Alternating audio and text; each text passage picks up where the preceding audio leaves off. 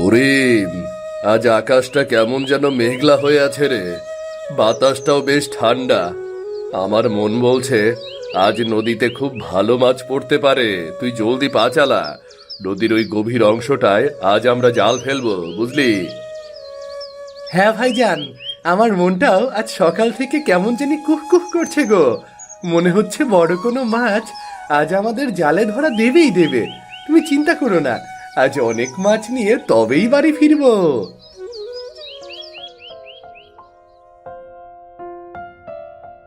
তুই জালটা নদীর এক কোণটায় সাবধানে ফেলিস করিম। ওখানে পানির স্রোতটা একটু কম আছে, আর মাছগুলো ওখানে এসে আশ্রয় নেয়। আমি এদিক থেকে খেয়াটা ধরে রাখছি, তুই টান দে, কেমন? ঠিক আছে ভাইজান, তুমি এদিকটা শক্ত করে সামলাও, কেমন? আমি ওদিকে গিয়ে আলতো করে জালটা ফেলে দিচ্ছি। ওপরালার নাম নিয়ে ফেললাম জাল। দেখা যাক কপালে কি আছে।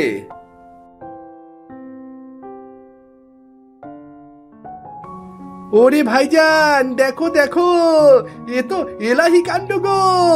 কত বড় একটা কাতলা মাছ আমার জালে আটকেছে। আমি আমার জীবনেও এত বড় মাছ এই নদীতে কাউকেই ধরতে দেখিনি। ওরে বাবা রে বাবা, এ তো বিশাল কাতলা মাছ রে করিম। এর ওজন তো কম করে হলেও 10-12 কেজি হবে। আজ আমাদের কষ্টের দিন বুঝি শেষ হলো। ভগবান আজ আমাদের দিকে মুখ তুলে চেয়েছেন রে, মুখ তুলে চেয়েছেন। আজ আমাদের কপাল সত্যি সত্যি খুলে গেছে ভাইজান। বাড়ির সবাই এই মাছ দেখলে যে কি খুশি হবে আমি তো ভাবতেই পারছি না। মা তো আনন্দে আজ নাচতে শুরু করবেন। সত্যিই রে করিম, মা তো আনন্দে আত্মহারা হয়ে যাবেন রে। অনেক দিন হলো পরিবার কোনো ভালো মন্দের মুখ দেখেনি। তুই জলদি কর, দেরি না করে মাছটা নিয়ে এখনই বাড়ির দিকে রওনা হই। চল চল চল। হ্যাঁ ভাইজান, তুমি একদম চিন্তা করো না, আমি মাছটা শক্ত করে কাঁধে তুলে দিচ্ছি। আর তুমি নদীর পার থেকে আমাদের জাল আর বালতিটা ভালো করে গুছিয়ে নাও, কেমন? আজ বাড়ির সবাই মিলে পরম আনন্দে একসাথে উঠোনে বসে তৃপ্তি করে এই মাছের ভোজ খাবো। সালমা আর রিনা দুজনে মিলে আজ রান্নার ধুম লাগিয়ে দেবে।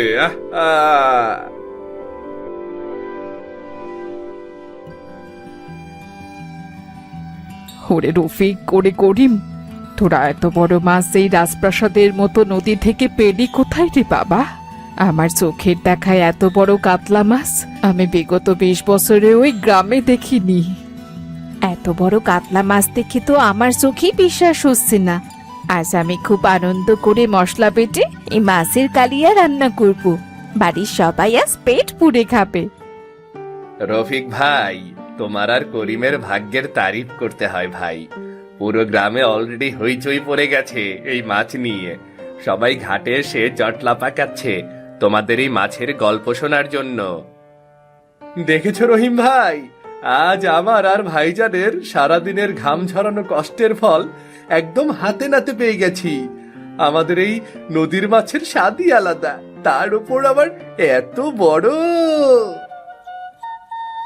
মাছটা দেখতে ওপর দিয়ে যত খালি সুন্দর আর চকচকে লাগছে, আবার কেন জানি মনে হচ্ছে এর ভেতরের রহস্য খুব একটা ভালো নয়। বড় মাছের সাথে কিন্তু বড় বালাই ঘরে ঢোকে। এটা মাথায় রেখো, কেমন? এটা মাথায় রেখো। মজিদ চাচা, আপনি সব সময় এমন আনন্দের দিনে এই কেমন অলক্ষণে কথা নিয়ে বলেন বলুন তো? এই দুই ভাই কষ্ট করে মাছ ধরে এনেছি, সবাই খুশি হচ্ছে, আর আপনি অমঙ্গলের কথা বলছেন। ধ্যাত্তেরি। আমি এমনি এমনি অভিজ্ঞতার কথা বলছি না। এই মাছের সাইজ আর লক্ষণ আমার কেন জানি ভালো ঠেকছে না। এই মাছ কিন্তু এই শান্ত সংসারের বড় রকমের অশান্তি আর ঝড় ডেকে আনবে। বিলিয়ে দিও আমার কথা, বিলিয়ে দিও, কেমন? মজিদ চাচা, আপনার স্বভাবটা এমন খারাপ। আপনি সব সময় সবকিছুর মধ্যে একটা নেতিবাচক দিক আর মানুষের খুঁত কেন খুঁজে বের করুন বলুন তো? ওদের আনন্দটা মাটি করবেন না তো।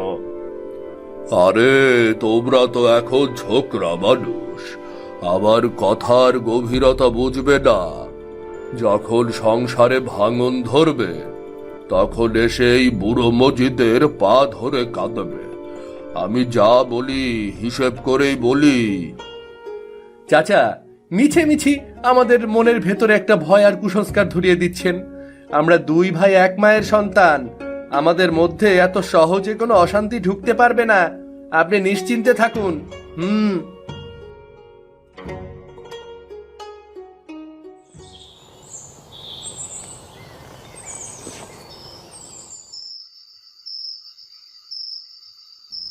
তুমি তো সারা জীবন বোকার মতোই রয়ে গেলে করিম। নিজের ভালো মন্দ কিংবা অধিকারের কিছুই তো বোঝো না। লোকে ঠিকই বলে বড় ভাইয়ের ছায়া তলে তুমি একটা কামলা খাটছো শুধু। রিনা, মাঝরাতে এখন ঘুমানোর সময় এসব উল্টাপাল্টার ফালতু কথা কেন শুরু করলে বলতো? ভাইজান আমাকে নিজের জানের চেয়ে বেশি ভালোবাসে, সে কোনোদিন আমার সাথে অন্যায় করবে না। উল্টো পাল্টা কথা নয়, খাঁটি সত্যি কথাই বলছি। কাল সকালে যখন মাছটা কাটা হবে তখন ওই বড় মাছের মাথার চর্বিওয়ালা অংশটা তোমার ভাই আর ভাবি নিজেদের পেটে চালান করে দেবে, তুমি দেখে নিও। তুমি কি বলছো রিনা? ভাইজান তো নিজের মুখের গ্রাস অনেক সময় আমাকে তুলে দেয়, সেই মাছের ভালো অংশ আমাকে না দিয়ে খেতেই পারবে না। তুমি মিছে মিছি ভাবিকে নিয়ে হিংসা করো না তো, শুধু শুধু।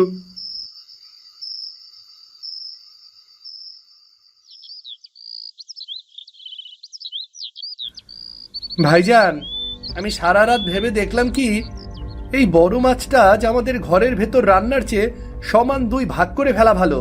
আমাদের অংশটা আমরা নিজেদের মতো করে বুঝে নিতে চাই। তুই এ কি অদ্ভুত কথা বলছিস করিম? আমার কানেও তো বিশ্বাস হচ্ছে না।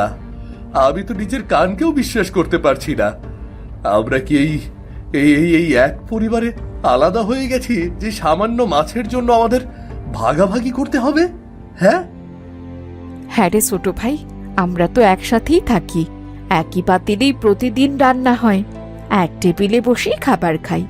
তবে আজ একটা মাছের জন্যে হুট করে ভাগের কথা কেন তুলছো? রিনা তোমাকে কিছু বলেছে নাকি? না ভাবি, রিনাকে এর মধ্যে টানবেন না। রিনা বলছিল সে আমাদের অংশটা আমরা আলাদা করে নিজেদের ঘরে রান্না করে দেখতে চাই যে এটার স্বাদ কেমন। এতে অন্যায় কিছু তো আমি দেখছি না ভাইজান। ওরে করিম, আমার সোনার ছেলে, সামান্য নদীর মাছের জন্যে তোরা ঘরের ভেতর এমন ভাগের দেওয়াল তুলিস নে বাবা। এই বুড়ো মায়ের বুকটা তোরা এইভাবে ভেঙে দু টুকরো করিস না। মা, তুমি কেঁদো না। করিম যখন নিজের মুখে চেয়েছে তবে তাই হবে। তুই যেভাবে চাস মাছটা ঠিক মাঝখান থেকে সমান দুই ভাগ করে আজ তোকে দেওয়া হবে। আমি তোকে ঠকাবো না রে ভাই, তোকে আমি ঠকাবো না।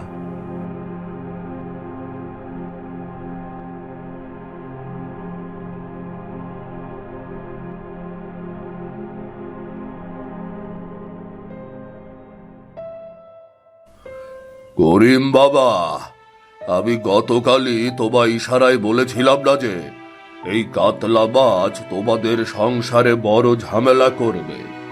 তুমি তখন আমার কথা শোনোনি। এখন দেখলে তো চোখের সামনে কি হচ্ছে। মজিদ চাচা, আমার মাথায় এখন কিচ্ছু কাজ করছে না। ভাই যেন কেমন যেন আজ কড়া কথা শোনালো সবার সামনে। ভাবিও কেমন অদ্ভুত চোখে তাকাচ্ছিল। আমি কি ভাগছে সত্যিই কোনো ভুল করলাম নাকি? আরে ভুল করবে কেন? রফিক তো তোমায় কড়া কথাই শোনাবে। সে তো মনে মনে চেয়েছিল পুরো মাছের রাজা অংশটা নিজে হজম করতে। তুমি ভাগের কথা বলে ওর পেটে লাথি মেরেছ তো তাই। কিন্তু চাচা, ভাইজান তো শেষ পর্যন্ত কোনো আপত্তি না করে রাজি হয়ে গেল মাছটা সমান দুই ভাগ করে দেওয়ার জন্য। তাহলে সে ভেতরে ভেতরে খারাপ হলো কি করে?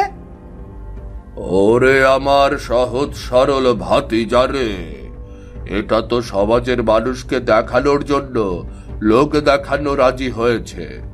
ভেতরে ভেতরে তোমার ভাই আর ভাবি খুব চতুর। তোমায় পৈতৃক সম্পত্তি থেকেও এভাবে বঞ্চিত করবে, দেখে নিও। আপনি যদি এই কথা বলেন চাচা, তবে আমি এখন কি করব বলুন তো? আমার তো নিজের বুদ্ধি শুদ্ধি সব একদম গুলিয়ে যাচ্ছে। আমি কার উপর ভরসা করব এখন এই বাড়িতে চাচা? এখন তোমার নিজের বুদ্ধি খাটানোর আসল সময় এসেছে করিম। নিজের অধিকার যদি সোজা আঙ্গুলে আদায় করতে না পারো, তবে আঙুল বাঁকা করতে হবে। সোজা আঙুলে তো আর ঘি ওঠে না বাবা। আপনি একদম ঠিক কথা বলেছেন মজিদ চাচা। আমার চোখ আজ খুলে গেল। আমি আর ভাইজানের উপর চোখ বন্ধ করে কোনোদিন অন্ধ ভরসা করব না। এই নিজেরটা এবার নিজে বুঝে নেব। এই তো এতক্ষণে একদম বাপের মতো, বুদ্ধিমানের মতো একদমই কড়া কড়া কথা বলেছ করিম। নিজের হকের জন্য নিজের ভাই হলেও তার বিরুদ্ধে লড়াই করতে শিখতে হয়, নইলে দুনিয়া তোমাকে পিষে মেরে ফেলবে, বুঝলে?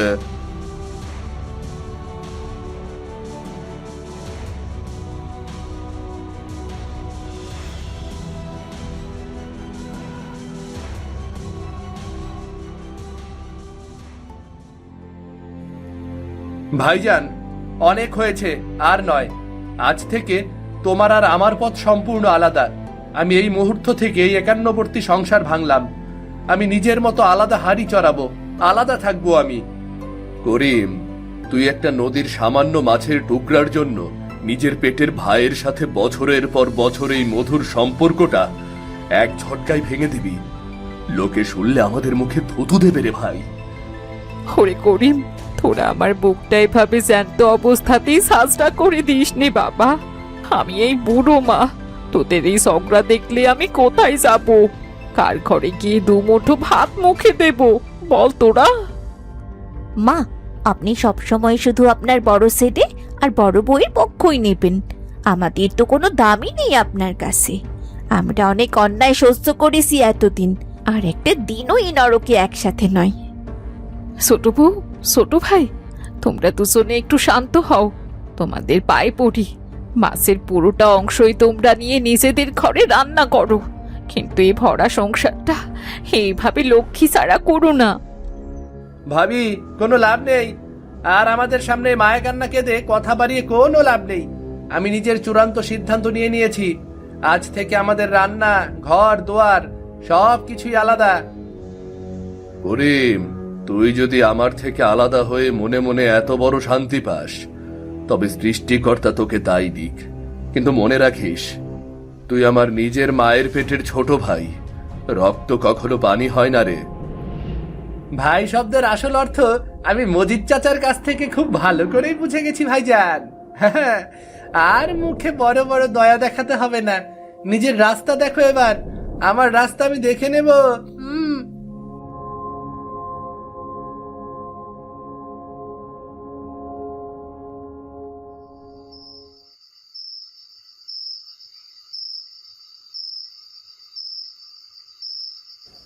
ও গৌরীনা, তুমি একটু বিছানাটা শক্ত করে ধরে ধৈর্য ধরো গো।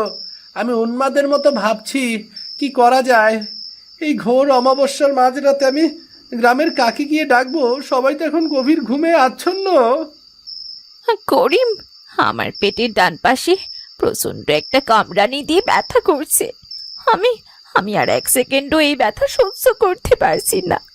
দয়া করে আমাকে এখনই সদরের বড় ডাক্তারখানায় নিয়ে চলো, নইলে আমি মরেই যাচ্ছি।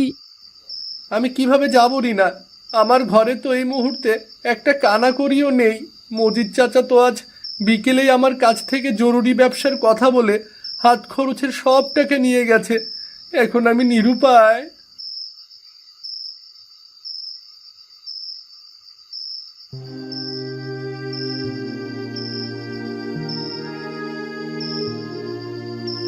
আমি কি মহা বিপদে পড়লাম খোদা। আজ আমার এই কঠিন দুঃসময়ে পাশে দাঁড়িয়ে একটু সান্ত্বনা দেওয়ার মতো কেউ নেই।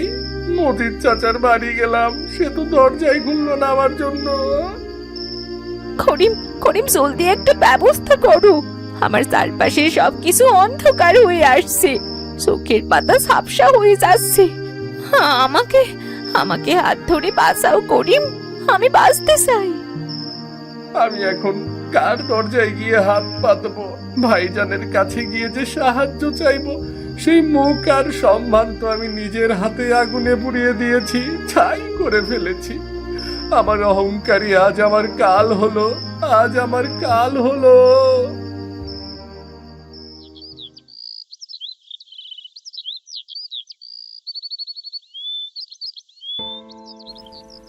করিম, ওরে মূর্খ করিম, তুই যার মিষ্টি কথায় আর কুবুদ্ধিতে পড়ে নিজের সোনার মতো ভাই ভাবির সংসারটা ভাঙলি, সে আসলে কোনো মানুষ না, সে একটা আস্ত জলজান্ত শয়তান। রফিক ভাই, তোমরাই সাত সকালে রিনার এই মরণাপন্ন অসুস্থতার মধ্যে আমার উঠানে এসে কি সব উল্টাপাল্টা বলছো? আমার মাথায় এমনিতেই কোনো বুদ্ধি কাজ করছে না, পরিষ্কার করে বলো। রহিম একদম ঠিক কথা বলেছে করিম। মজিদ মিয়া কাল রাতে গ্রামের চায়ের দোকানে বসে সবার সামনে বড়াই করে বলছিল যে সে চক্রান্ত করে তোদের দুই ভাইকে আলাদা করেছে, যেন তোদের পৈতৃক জমিটা সস্তায় কিনতে পারে। হ্যাঁ করিম, মজিদ মিয়া নিজেই এই পুরো চক্রান্তের জাল বুনেছিল, যেন তোমরা দুই ভাই আলাদা হয়ে দুর্বল হয়ে পড়ো, আর সেই সুযোগে সে তোমাদের ভিটে মাটি থেকে উচ্ছেদ করে নিজের আখের গোছাতে পারে, বুঝলে? তার মানে মজিদ চাচা আমাকে এতদিন ধরে শুধু নিজের স্বার্থে ব্যবহার করেছে। ভাইজান আর ভাবির নামে যত কথা বলেছিল সব মিথ্যা বানিয়ে বলেছে। আমি আস্ত একটা পশুকে বিশ্বাস করেছিলাম।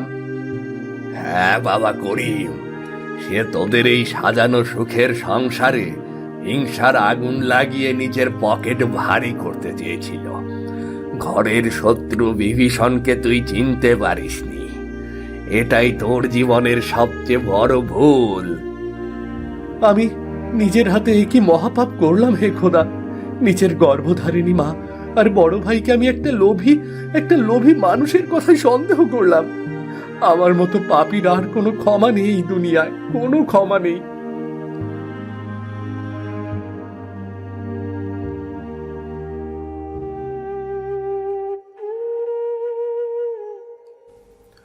ভাইজান, ওগো আমার দয়ালু ভাইজান, তুমি ঘরের দরজাটা খোলো। আমাকে তুমি লাথি মেরে এই বাড়ি থেকে দূর করে দাও।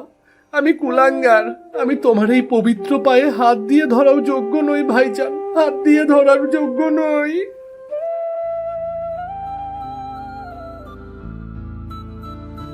করিম, তুই সাত সকালে কাঁদছিস কেন রে ভাই? এ কি জঘন্য হাল করেছিস নিজের চেহারার? না ভাইজান, আমি মজিদ মিয়ার মতো একটা শয়তানের কথায় অন্ধ হয়ে তোমার সোনার মতো মনের সাথে অনেক বড় বেইমানি করেছি, আঘাত দিয়েছি তোমার মনকে। আমি টাকার লোভে, মাছের লোভে অন্ধ হয়ে গিয়েছিলাম। আমাকে তুমি শাস্তি দাও ভাইজান, শাস্তি দাও। তুই আমার নিজের ছোট ভাই রে করিম। এক মায়ের স্তন্যপান করে আমরা বড় হয়েছি। এই রক্ত কি কখনো পর হতে পারে? আমি তোর ওপর কোনোদিন কি রাগ করে থাকতে পারি? তুই সব ভুলে ভুলে আমার বুকে আয়।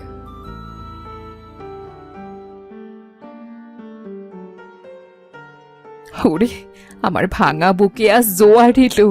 আমার সন্তানদের তুমি আবার এক করে দিলে খোদা।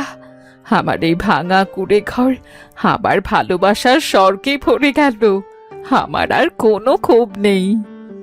ছোট ভাই, তুমি রানীর অসুস্থতার জন্য একদম চিন্তা করো না। রফিক ভাই কাল রাতেই তোমার কান্না শুনেছে আড়াল থেকে, আর তারপর সদরের বড় ডাক্তারকে টাকা দিয়ে বাড়ি ডেকে এনেছেন। রিনা এখন ঘরের ভেতর একদম নিরাপদ আছে। ভাবি, তোমরা এত বড় মনের মানুষ, এত দয়ালু, আর আমি একটা সামান্য নদীর কাতলা মাছের জন্য তোমাদের মতো দেবতুল্য মানুষদের উপর এত বড় অন্যায় করেছি। আমি আপন মানুষকে পর করে পর মানুষকে আপন করে নিয়েছিলাম। আমার এই অনুশোচনার শেষ নেই ভাবি, শেষ নেই।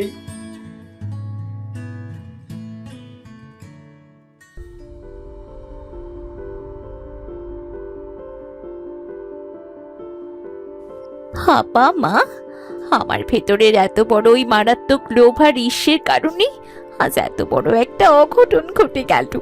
আজ যদি মজিদ মিয়ার কথায় কান না দিতাম তবে আজ এই দিন দেখতে হতো না। আমাকে দয়া করে আপনারা ক্ষমা করে দিন। ছোট বউ, যা হয়ে গেছে তা ভুলে যাও, তা অতীতের ডায়েরিতেই থাক। ওসব নিয়ে আর নতুন করে মন খারাপ করো না। এখন থেকে আমরা সবাই আগের মতো আবার মিলেমিশে একান্নবর্তী হয়ে সুন্দর করে সংসার সামলাবো। মনে রেখো করিমার রিনা, বাইরের মানুষ সব সময় ঘরের ছোটখাটো কোন্দল আর ঝগড়ার সুযোগ নিয়ে নিজেদের স্বার্থের আখেরে গুছিয়ে নিতে চায়। পরিবারের একতাই হলো দুনিয়ার সবচেয়ে বড় দুর্গ আর শক্তি। আজ থেকে এই শান্ত সুনিবিড় গ্রামে দুই ভাইয়ের এই কাতলা মাছের গল্প সবার জন্য একটা মস্ত বড় শিক্ষণীয় উদাহরণ হয়ে থাকবে। ঘরের কথা কখনো বাইরের মানুষের কানে তুলতে নেই, এটাই আজ প্রমাণ হলো।